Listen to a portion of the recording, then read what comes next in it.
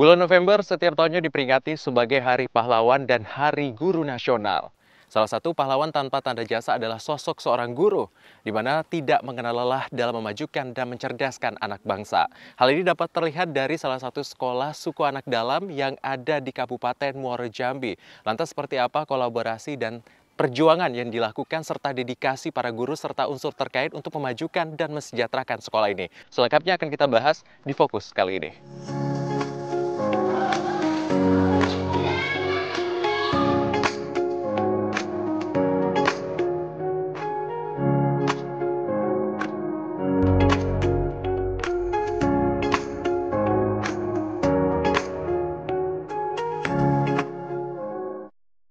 Sekolah sebagai rumah kedua bagi anak-anak untuk menempuh pendidikan secara aman, nyaman, dan penuh inklusivitas. Dan hal ini dilakukan juga di Sekolah Dasar Negeri 238-9 Nyogan Sugandi, Kecamatan Mestong, Kabupaten Muaro Jambi. Mayoritas anak didik atau peserta didik yang ada di sekolah tersebut merupakan anak didik suku anak dalam. Saya sudah bersama Ibu Sansuarti, SPD, selaku Kepala Sekolah SD Negeri 238-9. Baik Bu, sudah sejak berapa lama sekolah ini berdiri Bu? Sekolah ini berdiri sejak tahun 2010. SD kami ini hanya memperoleh siswa 54 orang dan pada umumnya mereka pun ada 54 orang. Karena mereka adalah suku anak dalam asli yang pada umumnya tinggal di wilayah dekat sekolah. Jumlah kelas sendiri di sini berapa Bu? Untuk jumlah kelas di sini yang ada 4 kelas, sementara rombel kami ada 6. Jadi untuk menyikapi itu, kami buatlah sekat. Jadi digabung kelas 1 digabung dengan kelas 2, kelas 3 digabung dengan kelas 4, yang pisah kelas 5 dengan kelas 6. Pendekatan yang kami terapkan di sini adalah dengan disesuaikan dengan usia anak.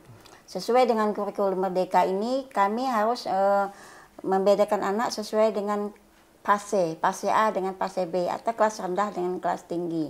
Sebab di sini intake siswa begitu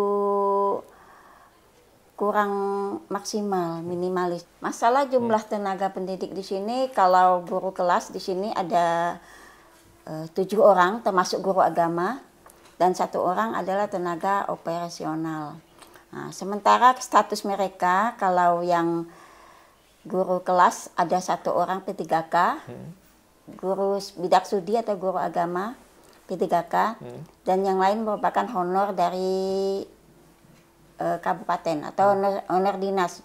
Bagaimana pendekatan sekolah untuk ke masyarakat agar anak-anaknya bisa masuk dan mau bersekolah di sekolah ini, Bu? Di sini kami tanamkan tanpa belajar kita tidak akan maju.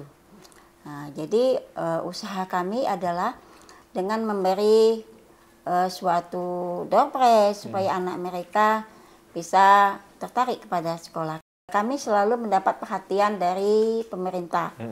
Seperti dengan bantuan-bantuan berupa buku. Baru-baru ini kami mendapat bantuan buku dari kementerian dan mendapatkan pakaian seragam dari dinas. Itu pun didukung dengan guru-guru kami yang di sini dengan semangatnya dan dengan kompleksitasnya di dalam mendidik anak dengan berbagai cara, dengan inovasi pembelajaran yang mendukung.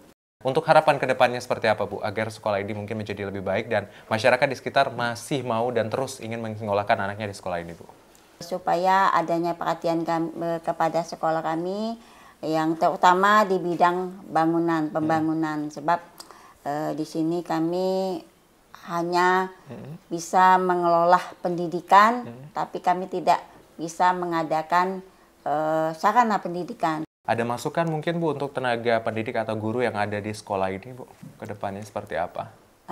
Ya, saya selaku pembina di SD 238 Nyogan Sugandi ini sangat mengharapkan kepada tenaga pendidik, tetaplah kita bersemangat untuk memajukan pendidikan di sekolah ini. Tetaplah kita berjuang untuk berinovasi dengan disesuaikan dengan kurikulum yang ada, sehingga kita dapat menetaskan generasi-generasi penerus bangsa yang sangat diharapkan untuk kemajuan bangsa kita. Baik, terima kasih banyak Bu Sansuarti sudah memberikan waktu kepada kami. Di tengah keterbatasan ini, para guru terus berjuang untuk memajukan pendidikan dan memberikan pemerataan dengan fasilitas yang ada, sehingga nantinya anak-anak peserta didik ini akan terus merajut mimpi dan mengisi kemerdekaan tadi sebagai generasi penerus bangsa.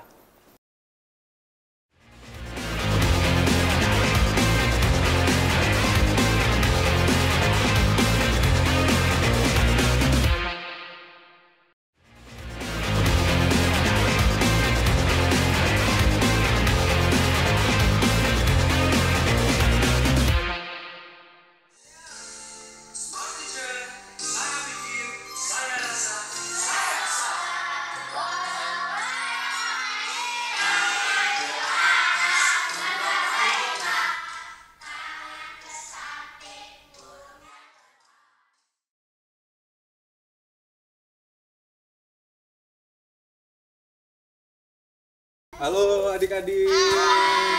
Boleh gabung nggak, Bang? Boleh. Lagi apa ini? Nah, ini berarti kalau lagi jam istirahat suka main gambaran di sini sama teman-teman? Iya. Kelas berapa aja di sini? Kelas 5 sama 6. Oh, ada 5 sama 6. Oh, gabung? Iya. Oh, gabung. Berarti kalau setiap hari pergi ke sekolah diantar atau jalan kaki? Jantar. Oh, ada yang diantar, ada yang jalan kaki gitu. Jauh nggak rumahnya dari sini? Lumayan. Ada yang dekat, ada yang jauh. Ada yang dekat, ada yang jauh. Kalau di sini senang nggak sekolahnya? Senang. Kenapa bisa senang sekolah di sini? Gurunya baik. Gurunya baik. Terus ada lagi nggak yang lain? Ada kolam renang dadakan. Kalau lagi hujan kan sering banjir. Oh, Main oke. mandi. Terus ada lagi nggak yang lain? Apa tuh?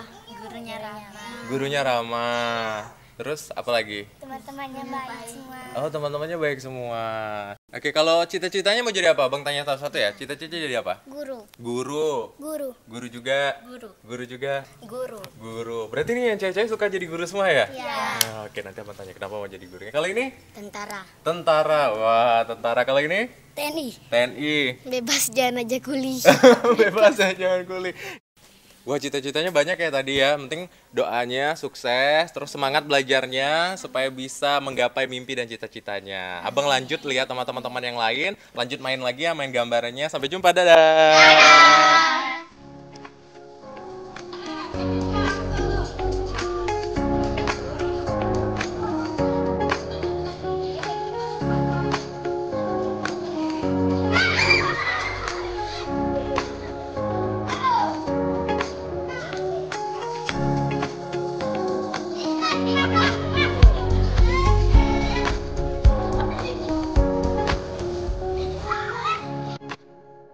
Sebagai tenaga pendidik, guru dihadapkan begitu banyak tantangan untuk mencerdaskan generasi bangsa. Saat ini saya sudah bersama dengan guru penggerak di SD Negeri 238 Desa Nyogan Sugandi.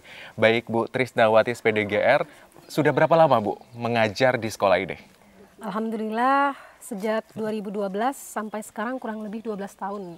Itu sejak saya lulus kuliah, langsung kembali ke dusun, ya langsung kembali ke sini. Terus mengabdi di sini. Kenapa Bu akhirnya tertarik untuk kembali terus mengabdi dan mengajar di sekolah ini Bu? Memang saya lahir di sini, besar di sini, sekolah di sini, dan saya sangat mencintai desa saya ini. Maka dari itu ketika saya ditawari untuk mengajar di suku anak dalam ini, saya tidak berpikir dua kali karena dalam hati saya memperoleh pendidikan di luar dan niat saya memang dari awal ingin sekali memajukan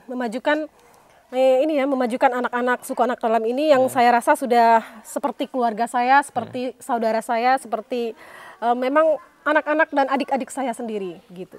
Bagaimana pendekatan dan teknik pengajaran yang dilakukan selama ini dengan adik-adik dari suku anak dalam ini Bu? Kami melakukan pendekatan berdasarkan karakteristik siswa-siswa kami di sini. Memang pendekatan kami itu berbeda dengan sekolah-sekolah yang di luar karena di sini anak-anak kami karakteristiknya berbeda. Mereka ini memang sekolahnya saja, untuk datang ke sekolah saja kami butuh effort, butuh usaha yang sangat keras untuk memancing mereka. Bagaimana mereka bisa tertarik untuk datang ke sekolah, bagaimana mereka untuk senang ke sekolah. Nah itu dengan cara seperti tadi kami memakai media pembelajaran yang memang sekarang ini ada inovasi-inovasi. Kami mengikuti selalu belajar dan belajar berdasarkan zaman sekarang ini. Misalkan kami menggunakan video-video pembelajaran yang menarik.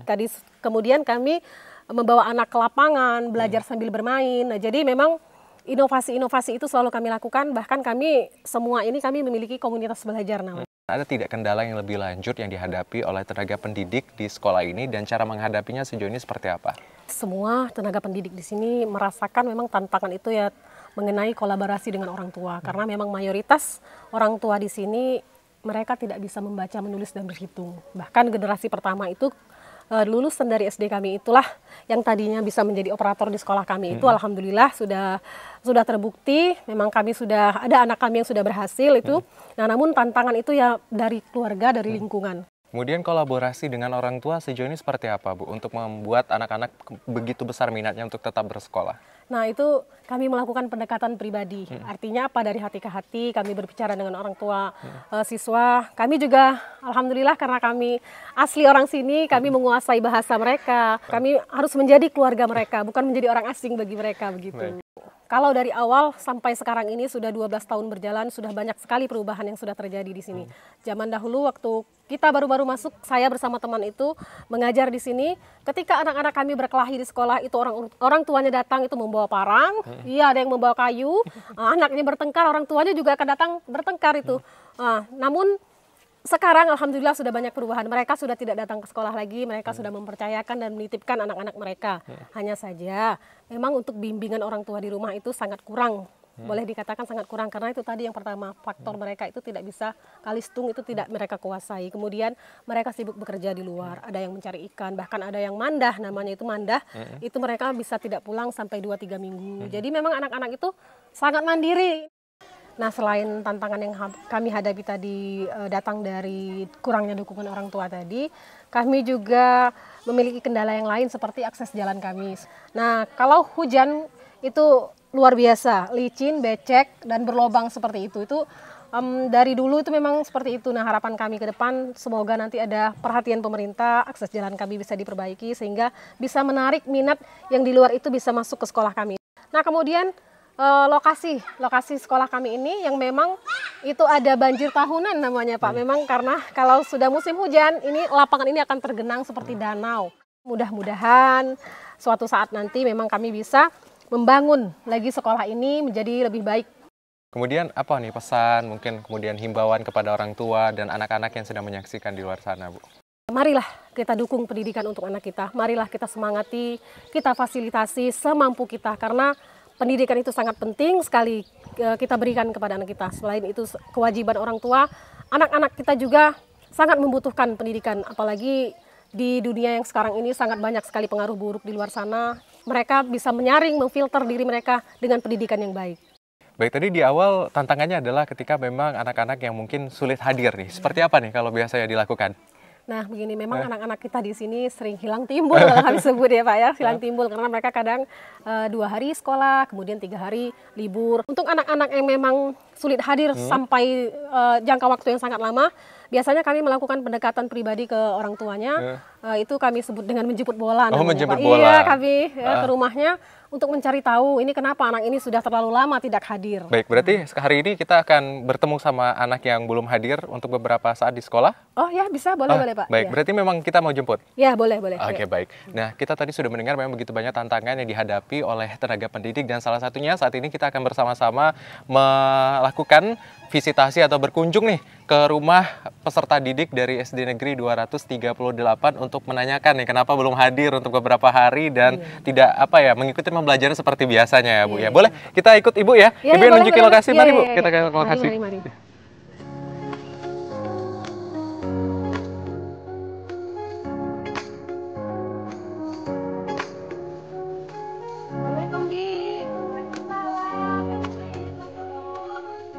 Ya, saudara, beginilah kondisi ketika ada salah satu peserta didik yang tidak hadir ketika dalam proses belajar mengajar. Maka guru di SD Negeri 238 Desa Nyogan Sugandi ini akan melakukan jemput bola kepada peserta didik tersebut dan melakukan koordinasi serta komunikasi lebih lanjut kepada orang tua agar anak tersebut mau kembali mengikuti aktivitas belajar mengajar seperti biasanya.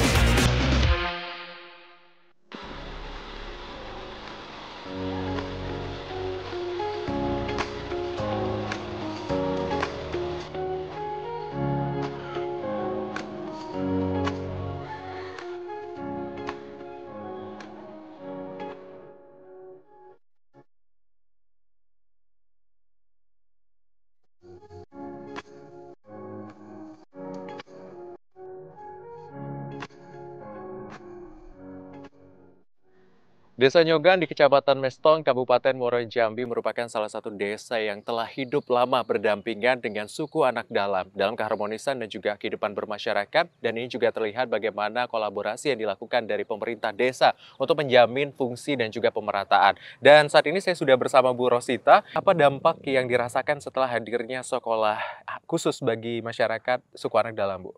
Untuk sekolah itu amat sangat berdampak positif bagi suku anak dalam. Karena apa? Karena zaman dulu tuh mereka susah sekolah, tapi sekarang kan semenjak berdirinya sekolah itu, yang kemarin tidak mau sekolah jadi mau sekolah. Sejauh ini bagaimana proses tenaga pendidik untuk memberikan pelayanan dan juga pendidikan yang prima kepada peserta didik, Bu?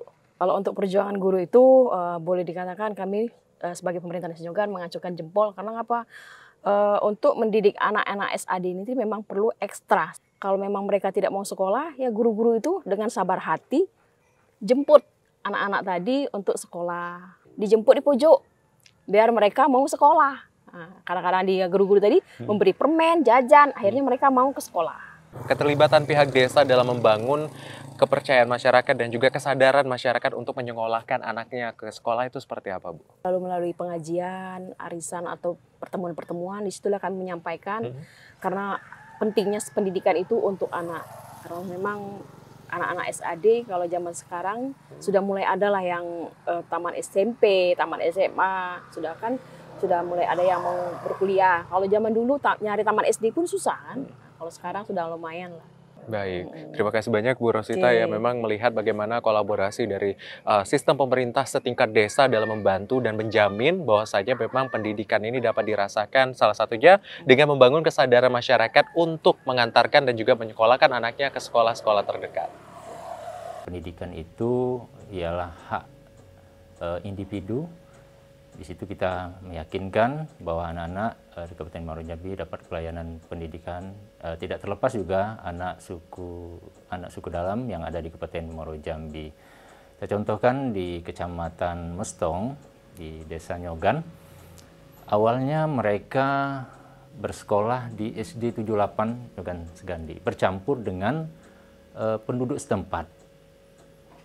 Nah, ada keengganan mereka berbaur. Karena ya namanya anak-anak terjadi pembulian sehingga mereka enggan. Nah, disinilah kami melihat harus kita dirikan sekolah yang berada di komunitas atau di sekitaran tempat tinggal mereka. Ada beberapa sekolah yang kita bangun, contoh SD 238 Nyogan Segandi, sehingga mereka bersekolah dengan komunitas mereka saja. Ada semangat mereka untuk bersekolah dan hadir ke sekolah tersebut. Awal-awalnya kita stimulan terus dengan bantuan, terutama dengan peralatan pendukung sekolah mereka seperti buku, baju, serta sarana-sarana lain dalam proses pembelajarannya. Juga untuk memotivasi mereka untuk hadir ke sekolah. Dari kepala sekolah, guru dan tendiknya sangat mendukung, dan juga mereka memang berada di sekitar lingkungan sekolah. Tetap menjadi perhatian khusus kita, ada rekrutmen melalui P3K ini. Ini kita terus dorong mereka untuk bisa ikut. Kami ingin meyakinkan bahwa seluruh anak Kabupaten Muaro Jambi dan tidak terlepas anak-anak suku anak dalam bisa mendapatkan pelayanan pendidikan seperti anak-anak yang ada di Kabupaten Muaro Jambi. Dan kami juga akan meyakinkan bahwa mereka akan terlayani sampai ke pendidikan dasar yang menjadi tanggung jawab kami yang ada di Kabupaten Muaro Jambi.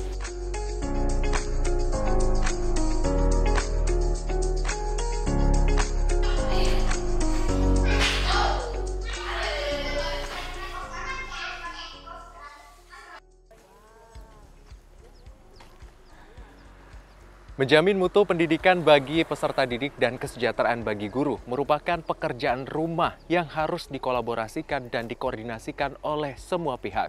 Guru sebagai sosok pemberi ilmu tanpa pamrih, hendaknya menjadi sosok pahlawan masa kini bagi generasi penerus bangsa.